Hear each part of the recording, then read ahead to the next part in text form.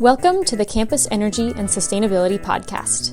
In each episode, we talk with leading campus professionals, thought leaders, engineers, and innovators addressing the unique challenges and opportunities facing higher ed and corporate campuses.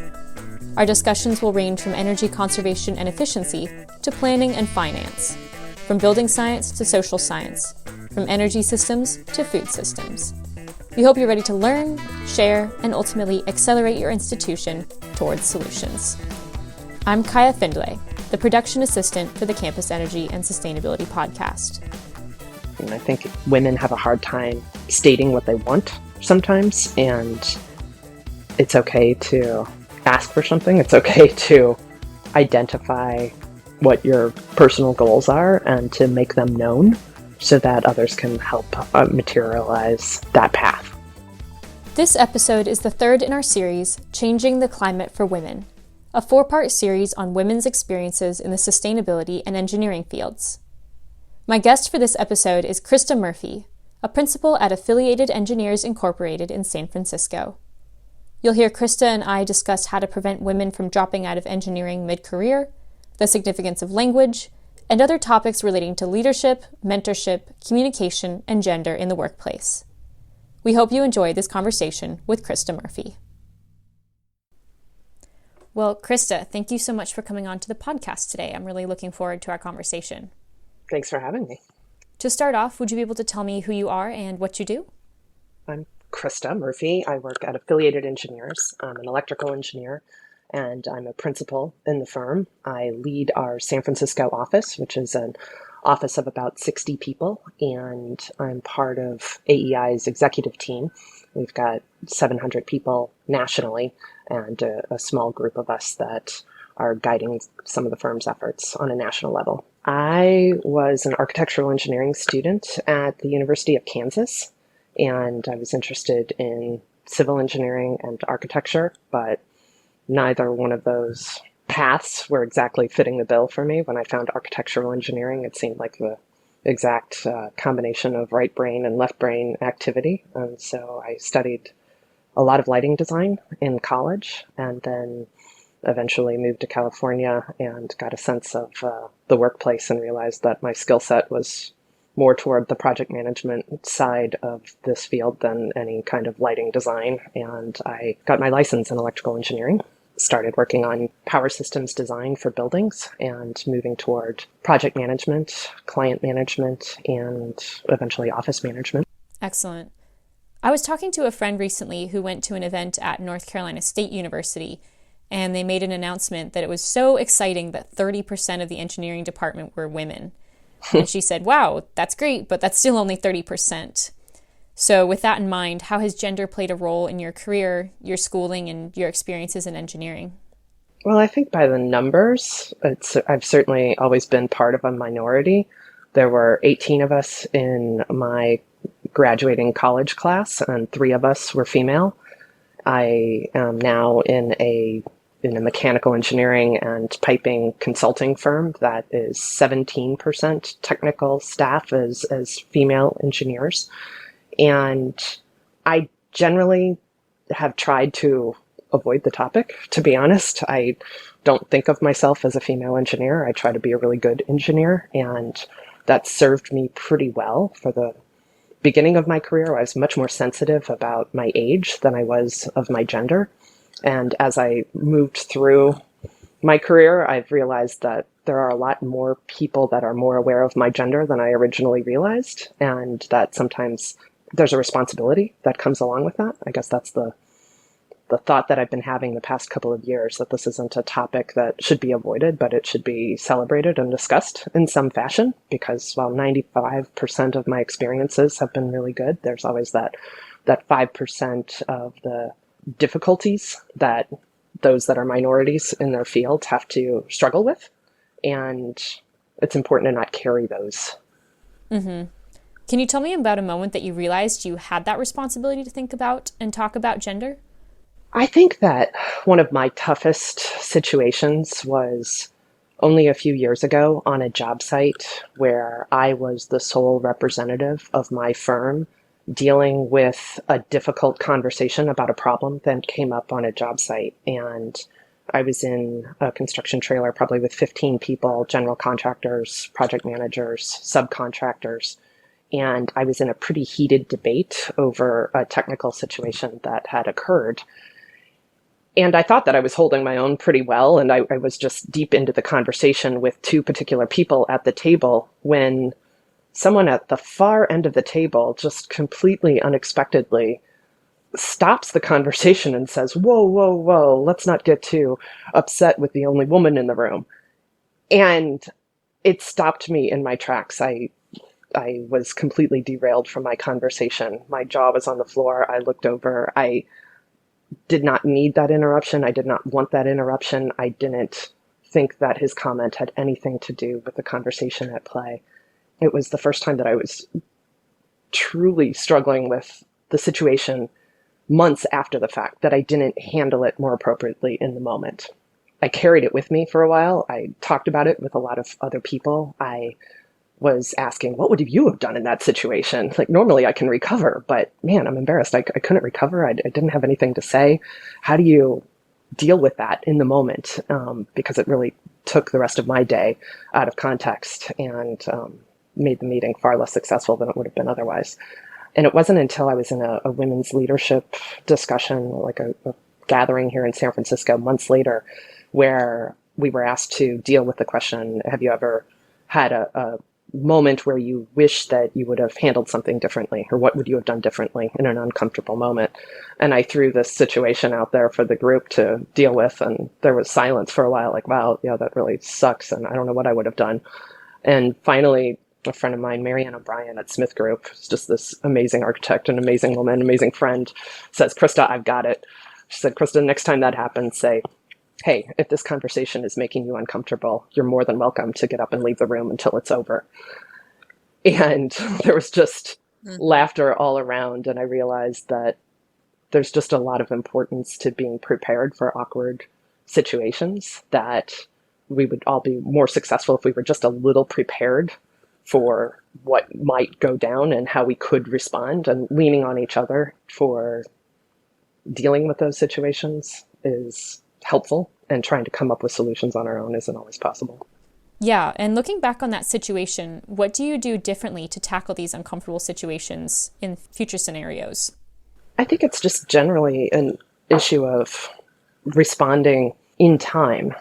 I think it's a matter of listening and not letting someone else at the table get talked over.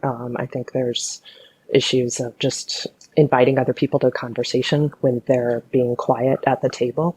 There are ways to have group conversations that are inclusive of everyone at the table and not just some people at the table, and that we should have an awareness for that. If there is something uncomfortable that goes down, we have a responsibility to say something. Some of the situations are obvious. Once was hearing about engineers and their wives, engineers and their wives, engineers and their wives. And I finally said, hey, what about husbands? It was challenging someone that I didn't want to put on the spot, but it's important to call out the language and just make sure that everyone's being inclusive and kind of keep the conversation in check. Definitely. I think we all have to balance with the fact that those situations are so few and far between. The actuality of those awkward moments are very, very rare. The problem is when they happen, they sting really hard. And so it's hard to let it go. And then the conversation becomes bigger around a very rare occurrence. The sting and the conversation becomes bigger when we don't kind of bury our own solutions to it. So I like this concept of not dwelling on it, but having a solution for it and moving on, and just know that if that ever comes up again, I've got a response for it, but I don't have to worry about it and I don't have to talk about it too much. Right. And when you're talking about finding a solution, how much of that can come from you taking action versus the need for a larger party to get involved, like a firm itself? Are there some things you can't solve yourself, even if you're aware of a potentially uncomfortable situation? Oh, I definitely think that there are all sorts of situations where one individual cannot solve the problem. We need to think about how organizations can be accepting, and organizations need to change along with individuals.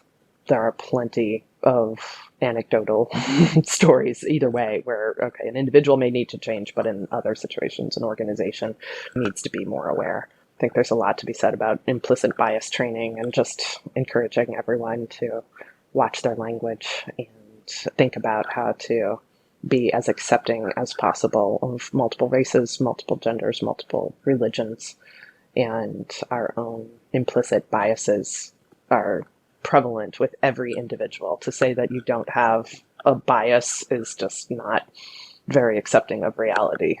Let's start with all of those folks that don't think they're biased in some fashion and open up the conversation about what implicit bias is. And let's just recognize that we all have it in some fashion. I do, you do, all of our experiences carry forward. But if we can normalize that conversation and try to be a little more careful in being accepting, that matters quite a bit.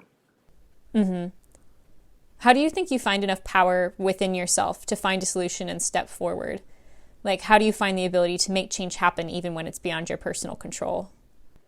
Mm-hmm. There's two things. I mean, on the one hand, I think it's important to forgive ourselves, that there can be awkward moments that maybe we don't know how to deal with. And so we carry it as, oh, it's my responsibility. I should have handled that differently.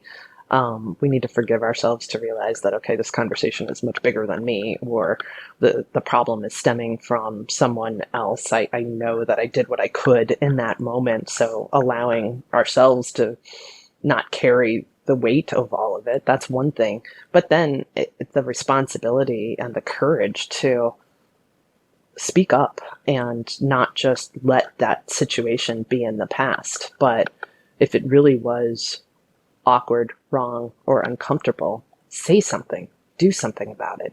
Get a like-minded person and carry that conversation to leadership. Get a colleague who understands your point of view and circle back with the person who made you uncomfortable in the first place. I mean, sometimes we don't have all of the language to address a situation in the moment, but going back to an awkward conversation, even 2 days later, is better than letting it sit there for eternity as though it was okay. If it really is wrong, if it really does make you uncomfortable, if it really is something that could impact someone else down the road, have the courage to address it, but don't feel like that conversation has to be immediate, and don't feel like that circling back has to be one person. I like the idea of grab a colleague and have a conversation about it. Even if what went down originally was between two people, resolving it could be 3 or more.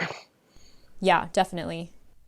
I'd also love to hear more about the Women's Leadership Conference you attended, and what were your takeaways from that, and why did you want to go? I didn't want to go, truthfully. I've truthfully avoided some of the women's groups over time because I just don't see that as the focus of my career. But like I said, I've had a little bit of a shift in thinking the past couple of years because I realized so many other people are so aware of me being a women leader in the firm that there's some folks who expect me to participate and to carry the conversation in a different way. I've had men who want to be part of a diversity conversation but don't know where to start and are asking for assistance, say, what can I do?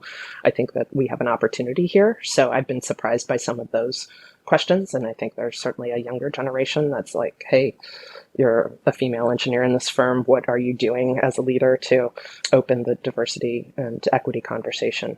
So it's been those questions and those conversations that prompted me to go ahead and attend. And I was very encouraged by what I saw and experienced. I've gone to a few events that speak to the topic of mentorship versus advocacy. And I have really carried away from that a strong opinion on the responsibility of leaders to advocate for their mentees, so to speak. A mentorship is really just a relationship between two people where advice is being given and two people need to connect and bounce ideas off of each other. But true leadership comes from advocacy, of taking that two-person relationship to a broader audience and showcasing someone's strengths to a larger audience on behalf of them, giving them the recognition and the opportunity that might be difficult for them to create for themselves, but having a leader who can be there side by side and advocating for them is so much more important than just a mentorship situation between those two people alone. Mm-hmm. Did you have a good mentor who helped you figure out what you wanted and guided you to that? I think I've had many good mentors and advocates along the way. I had a college professor who worked with me through school and talked to me about opportunities going to an architectural firm versus opportunities going to an engineering firm, and pointed me in the direction of staying with an engineering firm. Don't try to be an engineer in an architectural firm. My leadership skills spoke to being in an engineering environment. And if I was going to be an engineer, I should be an engineer at an engineer's firm, not an engineer at an architect's firm. So that was a mentorship moment that influenced me and stuck with me.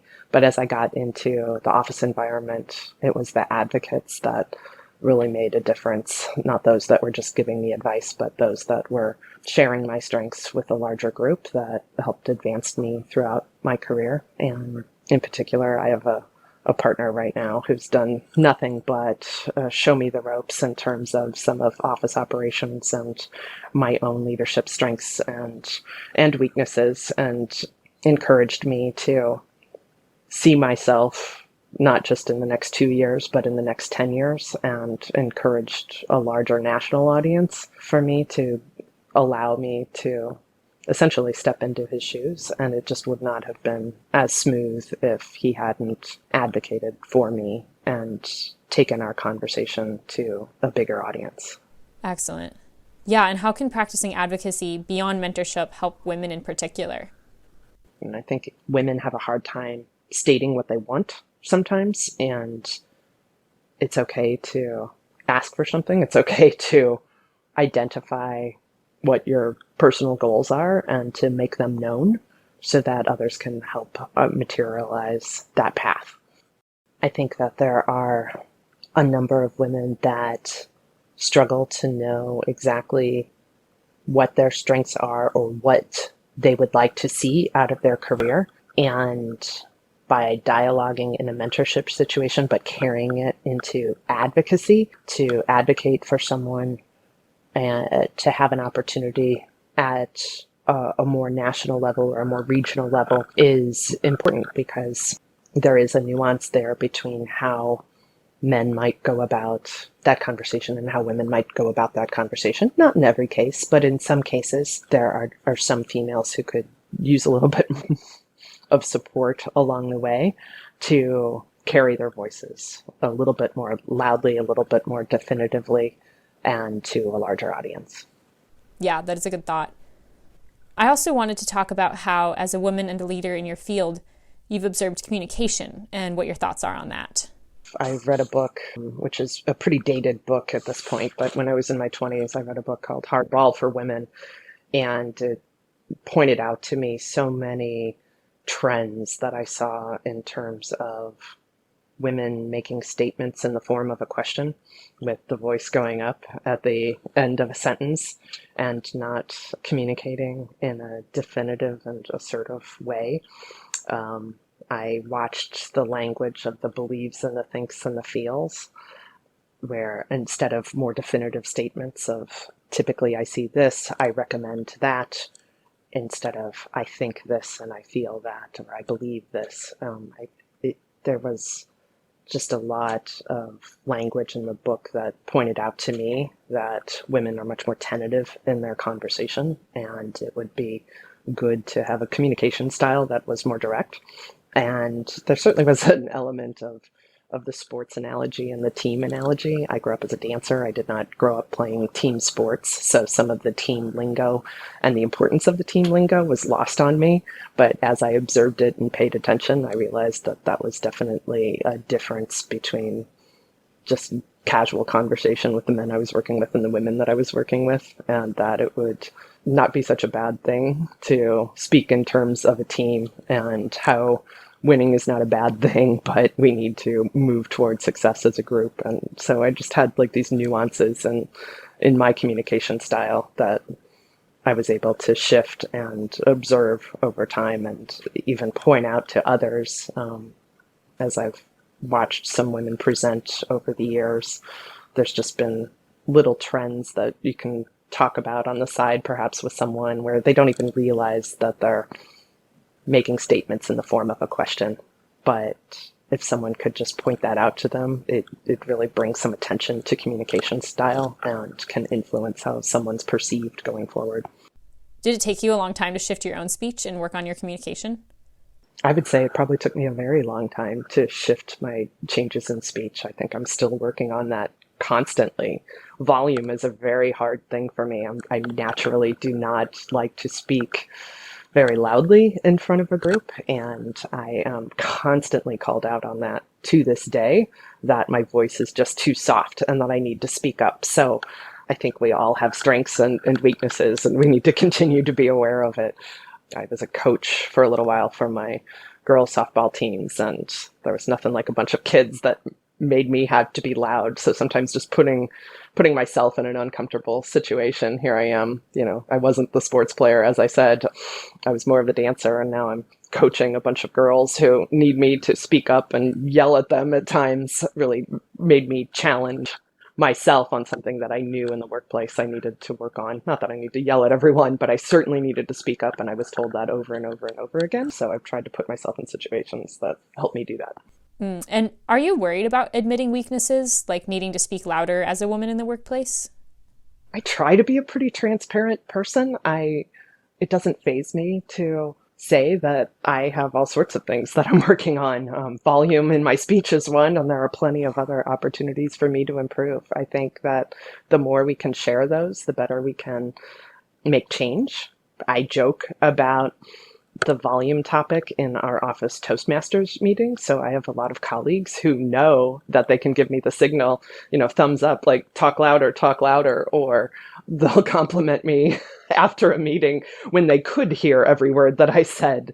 And it's kind of encouraged me along the way by admitting this fault and laughing about it with others, that I realized they're less inclined to hold back and more inclined to give me feedback, which I really appreciate it, because then it makes me better and I have less of those awkward moments going forward. So I think it's important to share what our perceived weaknesses are. And I equally think it's important to share our strengths. Not everyone can be good at everything. And sometimes as organizations, we want people to change in ways that it just doesn't speak to their strengths.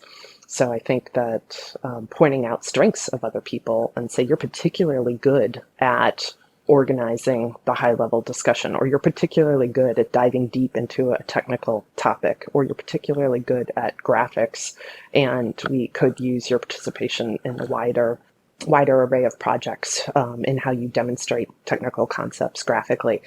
I think there's so much benefit to pointing out both strengths and weaknesses and playing to those traits in both directions for every individual. Mm-hmm.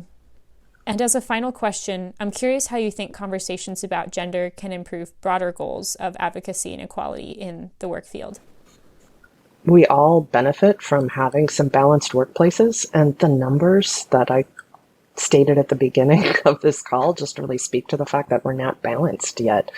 And we need to continue to move into a direction where men and women are both at the table in leadership positions up and down throughout an organization. And I think it's important to not lose women in the engineering field mid-career. I think that's a real problem, that there are some work-life challenges that hit, particularly for folks in their 30s. For anyone who's got a new family, that we have a responsibility to try to be flexible and allow those folks to stick with the field, so that by the time we get to leadership positions later on in the career, folks are still at the table and folks are still working and being part of a professional community. The lack of women at that C-suite level is probably most born out of some of the challenges that hit mid-career, and keeping women at the table is one of the biggest conversations we need to have. Awesome. Well, thank you again so much for this opportunity to talk together. No problem. Thanks for the chat. That's it for this episode. A huge thank you to Krista for her time and energy in making this episode possible. Thanks as well to Dave Carlsgott for his production assistance and support. If you'd like to follow our show on social media, our Twitter handle is @EnergyPodcast, or find us on LinkedIn by searching Campus Energy and Sustainability Podcast. If you'd like to support the show, please consider leaving a rating or review on iTunes, or send a link to a friend. As always, thanks for listening.